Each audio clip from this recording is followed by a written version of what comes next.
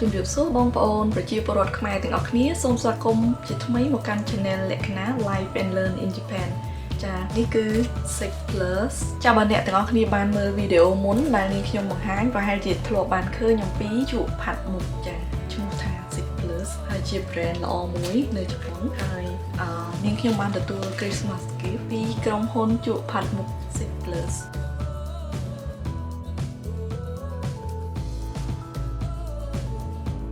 ហើយថ្ងៃនេះយើងមកធ្វើការ unboxing កាដូឆ្នាំថ្មីទាំងអស់គ្នាចានាងខ្ញុំមាន krem ចា krem SIXPLUS ហើយពួកយើងមកធ្វើការ unboxing ទាំងអស់គ្នាអូចំពណ៌ពេញចិត្តចា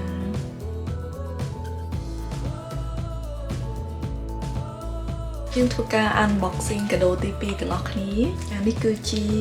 ជក់ផាត់មុខចាអូពិសេសទៀតហើយកាដូឆ្នាំថ្មីគេដាក់ថាជក់ផាត់មុខសម្រាប់ everyday life and travel as a gift នេះគឺសម្រាប់គេទិញជូនគ្នាទៅវិញទៅមកបានចាវ៉ា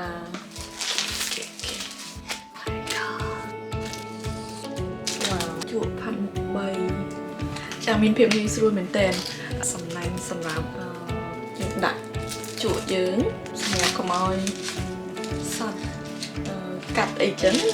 អូជាស្បែកជាប្រភេទកាបូបស្បែក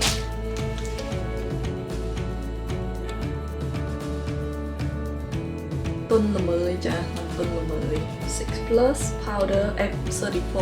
ទុនចាទុនល្មើយ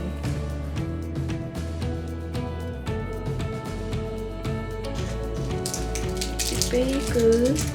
Angled Brush F35 អូនិយាយពីថាគុណភាពគឺកប់សេរីស្អាតមែនទេ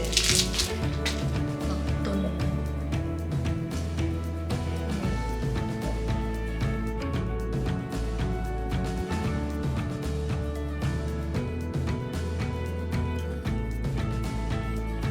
ទី3ចា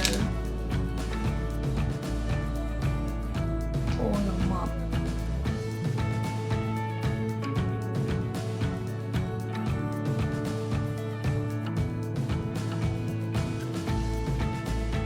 ក្នុងនេះយើងនៅសល់កន្លែង2ទៀតកប៉ៅសម្រាប់ដាក់ eyeliner ឬក៏ខ្មៅដៃគូចិញ្ចានអរគុណច្រើនសម្រាប់ការទស្សនាវីដេអូរបស់នាងខ្ញុំយើងជួបគ្នានៅវីដេអូក្រោយមួយនឹងពណ៌ខ្មៅមានផ្កា sakura មានរូបផ្កា sakura